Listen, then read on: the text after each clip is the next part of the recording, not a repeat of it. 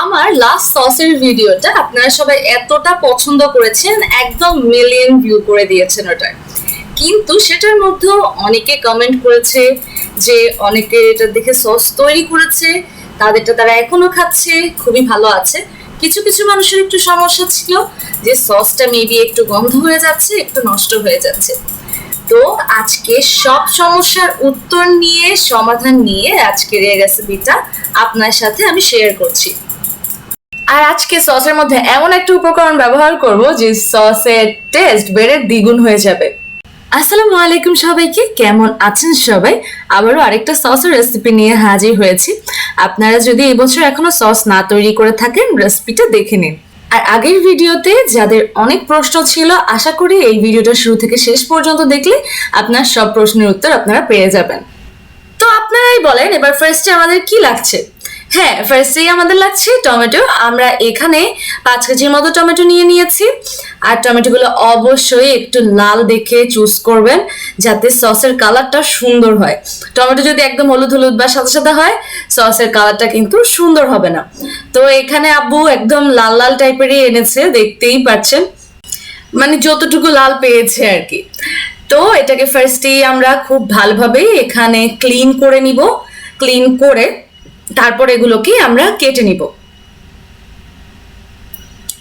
এই যে এখানে আমরা বোর্ড টুট সবকিছু নিয়ে রেডি। এখন আমরা এখান থেকে এই টমেটোগুলোকে কেটে নিব। একদম কুচি কুচি বা কিছু করার দরকার নেই, একটু বড় বড় করে জাস্ট কেটে নিলেই হয়ে যাবে। আর মুখটা ফেলে দিতে হবে।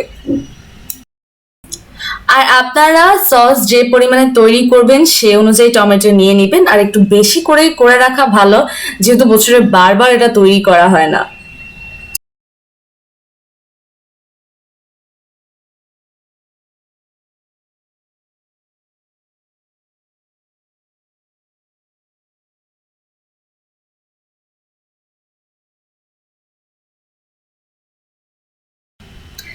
তো এই যে দেখতেই পাচ্ছেন, আমরা এখানে অনেকগুলো অলরেডি কেটে নিয়েছি। তো এই টমেটো কাটাকাটি দেখি আপনাদেরকে আর বিরক্ত করব না, এটা আর দেখানোর বা কি আছে।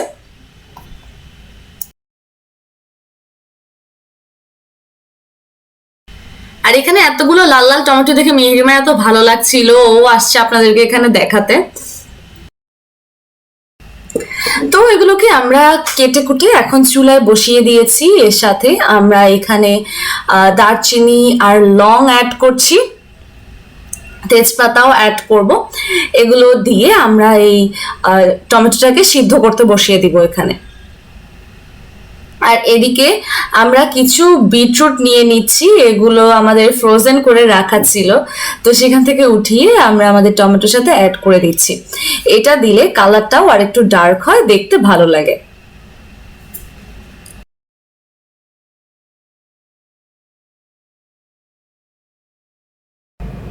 পরিমাণ মতো লবণও আমরা এখানে অ্যাড করে দিব। তারপর এটাকে ঢাকনা দিয়ে এবার এটাকে আমরা সেদ্ধ দিব। কোনো পানি অ্যাড করা লাগবে না, টমেটোর পানিতেই যথেষ্ট হয়ে যাবে। এই যে দেখতেই পাচ্ছেন, কিছুক্ষণ পর ঢাকনা উঠে উঠে আমরা এগুলোকে একটু নাড়াচাড়া করে দিচ্ছিলাম। আর এটা একটু পরেই এরকম পানি বেরিয়ে খুব সুন্দরভাবে এটা সেদ্ধ হচ্ছে।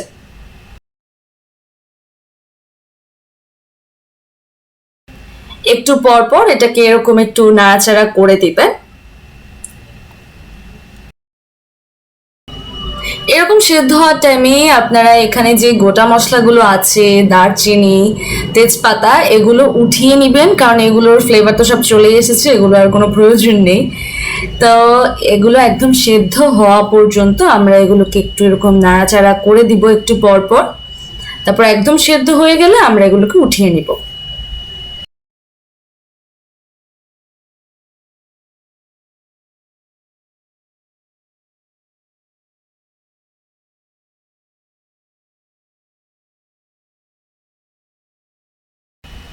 এই যে দেখতেই পাচ্ছেন, দেখেই বোঝা যাচ্ছে যে টমেটোগুলো একদম সেদ্ধ হয়ে গিয়েছে।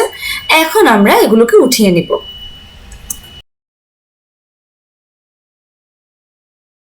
তো এবার এই টমেটোটাকে ব্লেন্ড করার পালা। আমরা এখানে একটা ব্লেন্ডারের জারের মধ্যে দেখতেই পাচ্ছেন নিয়ে নিচ্ছি।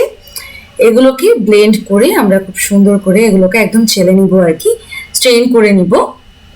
আর ব্লেন্ডিং এর পুরো প্রসেসটা দেখালাম না, এটা তো সবাই জানেন। তো ফার্স্টে আমরা এখানে একটু বড় ছিদ্রওয়ালা একটা স্ট্রেনার নিয়েছি, এটা দিয়ে স্ট্রেন করে তারপর আমরা একদম মিহিভাবে যাবে শুধু এই টমেটোর পিউরিটা পড়বে এমন একটা ঘন স্ট্রেনার নিয়েছি। এটার মধ্যে আমরা 2বার স্ট্রেন করব, মানে মোট 3বার আমরা এই টমেটোটাকে একদম ভালোভাবে স্ট্রেন করে নিব, যাতে একদম পিওর স্মুথ যে টমেটো পিউরিটা ওইটাই আসে।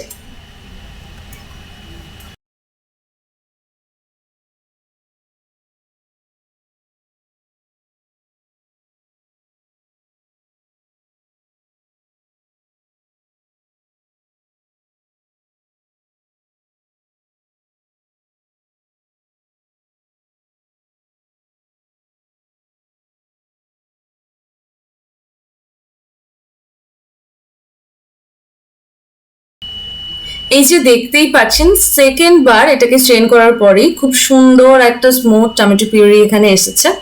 তারপরও আমরা এটাকে লাস্ট আরেকবারও স্ট্রেন করে নিব। এই যে আপনারা দেখতেই পাচ্ছেন, আমরা স্ট্রেনারটা আবারও ক্লিন করে এখানে বসিয়ে দিয়েছি তৃতীয়বারের মতো এটাকে স্ট্রেন করার জন্য।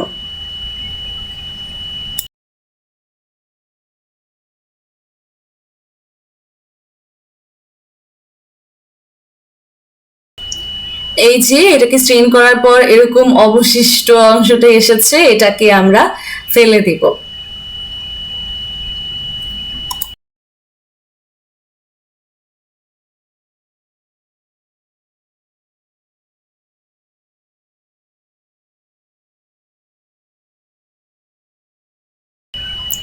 তো সস তৈরি করার জন্য আমাদের টমেটো তো একদম রেডি হয়ে গিয়েছে, দেখতেই পাচ্ছেন একদম স্মুথ একটা পিউরি আমরা এখানে বের করে নিয়েছি। এবার আমরা আবারও এগুলোকে আমাদের সস প্যানের মধ্যে ট্রান্সফার করব, তারপর আমরা আমাদের সস রান্না করার প্রসেসটা শুরু করব। এই যে দেখতেই পাচ্ছেন, চুলায় আমরা এখানে বসিয়ে দিয়েছি। ফার্স্টেই আমরা এখানে দিয়ে দিব 2 কাপ চিনি।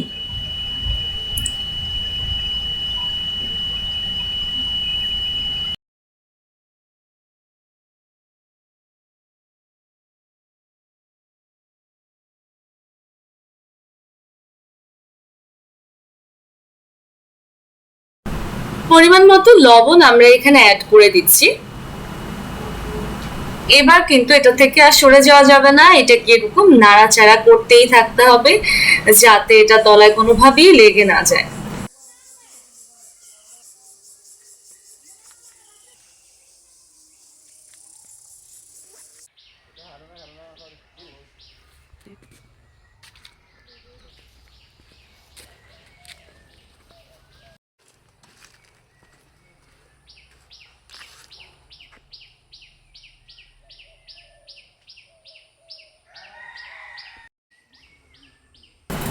তো এটা এদিকে নাড়াচাড়া করতে করতে অন্যদিকে আমরা চুলায় আরেকটা প্যান বসিয়ে তার মধ্যে আমরা একটু তেল দিয়ে দিয়েছি অনেকগুলো রসুনের কোয়া আর কি।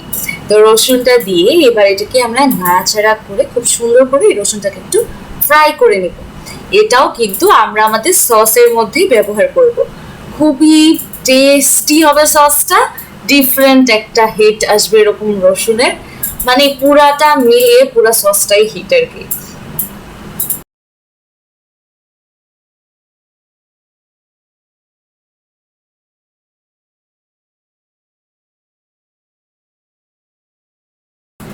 এই যে দেখতেই পাচ্ছেন, রসুনটাকে কিন্তু আমরা একটু ভেজে নিয়েছি, এরকম একটু গোল্ডেন কালার আসা পর্যন্ত এটাকে আমরা উঠিয়ে নিব। আর সসটাকেও আমরা বেশ কিছুক্ষণ ধরে এরকম নাড়াচাড়া করছি, এটাকে আমরা রান্না করছি। এখন আমরা এখানে চিলি অয়েল অ্যাড করছি। এটা অ্যাড করলে একটু স্পাইসি একটা ফ্লেভার আসে সসের মধ্যে, যেটা খেতে খুবই খুবই ভালো লাগে। আর সসটা দেখতেও ভালো লাগে, কারণ এরকম একটু চিলি ফ্লেক্স টাইপের দেখা যায় সসটা দেখতে, খুবই টেস্টি লাগে সসটা। তো আপনারাও চাইলে অ্যাড করতে পারেন। আর এই চিলি অয়েলের রেসিপিও কিন্তু আমার চ্যানেলে আছে, সেটা চাইলে আপনারা দেখে নিতে পারেন। তো এটাকে আমরা নাড়াচাড়া করে খুব সুন্দর করে এটা কিছুক্ষণ আমরা এভাবে রান্না করব।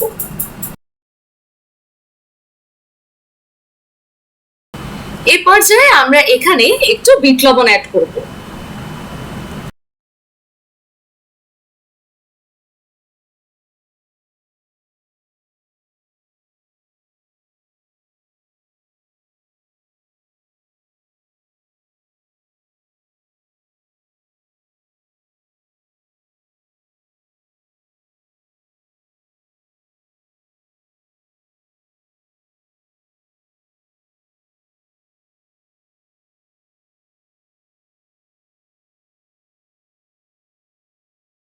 তো বেশ কিছুক্ষণ ধরে এটাকে আমরা নাড়াচাড়া করছিলাম, আপনারা দেখতেই পেয়েছেন। এদিকে আমরা যে রসুনটা নিয়েছি সেটা একটা ব্লেন্ডারের জারের মধ্যে নিয়ে নিয়েছি। তারপর এটার সাথে আমরা একটু এখান থেকেই টমেটো অ্যাড করে এটাকে খুব ভালো করে ব্লেন্ড করে নিয়েছি। এই যে দেখতেই পাচ্ছেন, এখন আমরা আমাদের রসুনের মিক্সচারটা এখানে অ্যাড করে দিচ্ছি। এই যে দেখতেই পাচ্ছেন, আমরা খুব ভালোভাবে মিক্স করে নিয়েছি আর বেশ কিছুক্ষণ নাড়াচাড়া করার পর এটা একদম বলক চলে আসছে, আপনারা দেখতেই পাচ্ছেন। আর যাদের এই সস নিয়ে অনেক প্রশ্ন ছিল যে সস নষ্ট হয়ে যাচ্ছে বা কোনো সমস্যা হচ্ছে, তাদের জন্য বলছি যে সস তৈরি করার ক্ষেত্রে এটা অবশ্যই খেয়াল রাখবেন যাতে কোনো কিছুতেই কোনো পানি অ্যাড করা না হয়। আমরা রসুন অ্যাড করেছি, সেখানেও আমরা কোনো পানি দিয়ে বা কিছু দিয়ে এটা ব্লেন্ড করিনি। সামনেও আমরা আরো উপকরণ অ্যাড করব, কিন্তু কোনো পানি আমরা এখানে ব্যবহার করব না। তো সসটা এদিকে রান্না হতে হতে এখানে আমরা একটা বাটির মধ্যে নিয়ে নিব কর্নফ্লাওয়ার। আমরা এখানে 2 টেবিল চামচ কর্নফ্লাওয়ার নিচ্ছি। এই কর্নফ্লাওয়ারের মধ্যেই আমরা এখন 1 চামচ সোডিয়াম বেনজোয়েট দিব আর 1 চামচ সাইট্রিক অ্যাসিড দিব।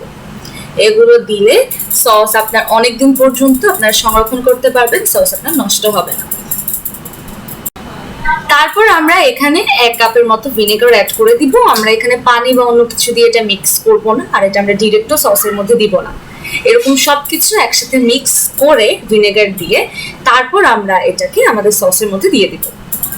এক একটা রেসিপি যতটা সহজভাবে করা যায় সেভাবেই আপনার সাথে আমরা রেসিপিগুলো শেয়ার করি। আশা করি এই রেসিপিটা আপনাদের কাছে ভালো লাগবে।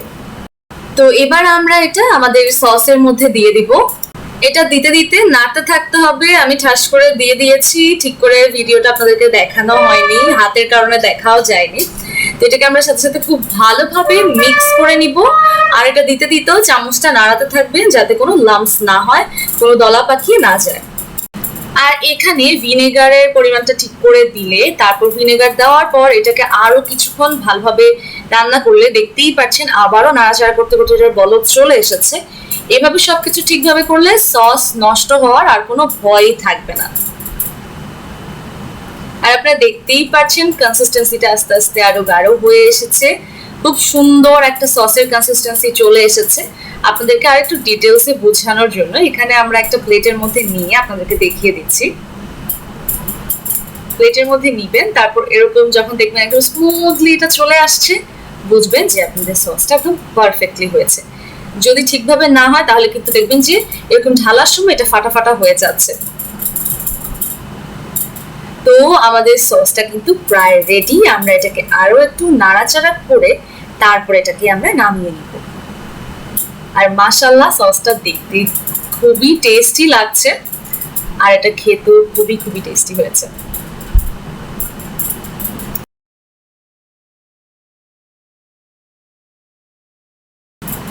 আশা করি আপনারা ডিটেইলসে বুঝতে পেরেছেন যে সসটার কনসিস্টেন্সি কেমন হবে বা কিরকম হলে আপনারা বুঝতে পারবেন যেটা একদম পারফেক্টলি হয়ে গিয়েছে। তো আমাদের সসটা তো একদম রেডি হয়ে গিয়েছে, এটাকে এখন আমরা নামিয়ে নিব। আর আমরা টেস্ট করেও দেখেছি, খুবই টেস্টি হয়েছে মাশাআল্লাহ। এই যে আমাদের সস, দেখে কি যে ভালো লাগছে। তো এই যে দেখতেই পাচ্ছেন যে আমাদের সস একদম রেডি।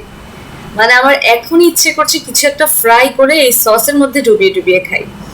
দেখতে যেমন হয়েছে মাশাআল্লাহ, খেতেও খুবই টেস্টি হয়েছে। আর সসটা চামচের মধ্যে নেওয়ার পর দেখতেই পাচ্ছেন চামচটা পুরো কোট হয়ে আছে, এটা চামচ থেকে পড়ছে না। এই পর্যায়ে আসলে আপনারা বুঝতে পারবেন যে সসটা এখন চুলা থেকে নামিয়ে নিতে হবে বা এটার কনসিস্টেন্সি একদম পারফেক্ট হয়ে গিয়েছে, এখন আর এটাকে কুক করতে হবে না। এবার আর কি, এবার জাস্ট এটাকে এক একটা বয়ামের মধ্যে নিবেন বা সসের বোতলের মধ্যে নিয়ে নিবেন, তারপর সারা বছর এটাকে এনজয় করে খাবেন। এই যে আমরাও এখানে সসটা নিয়ে নিচ্ছি একটা বয়ামের মধ্যে। এটাকে সংরক্ষণ করার জন্য আপনার পছন্দ মতো পাত্রের মধ্যে নিয়ে ঢাকনাটা ঠিকভাবে লাগিয়ে ফ্রিজে রেখে দিবেন। ফ্রিজে তো এটা একদম সারা বছর কি আরো বেশিও থাকবে, যতদিন না এই সসটা শেষ হয়ে যাচ্ছে। এই যে দেখতেই পাচ্ছেন, দেখেই কি যে ভালো লাগছে, এখানে এই সবগুলো একদম ফুল হয়ে গিয়েছে। তো আশা করি আজকের এই ভিডিওটা, এই সসের রেসিপিটা আপনাদের উপকারে আসবে, রেসিপিটা আপনাদের কাছে ভালো লেগেছে। যদি ভালো লেগে থাকে অবশ্যই অবশ্যই লাইক, কমেন্ট আর শেয়ার করতে ভুলবেন না। আমাদের চ্যানেলটাকে একটা সাবস্ক্রাইব করে দিবেন, যাতে এরকম সহজ সহজ নতুন নতুন রেসিপিসগুলো আপনার কাছে প্রথমেই পৌঁছে যায়। সবাই ভালো থাকবেন, সুস্থ থাকবেন, আমার সাথে থাকবেন। আসসালামু আলাইকুম, বাই বাই।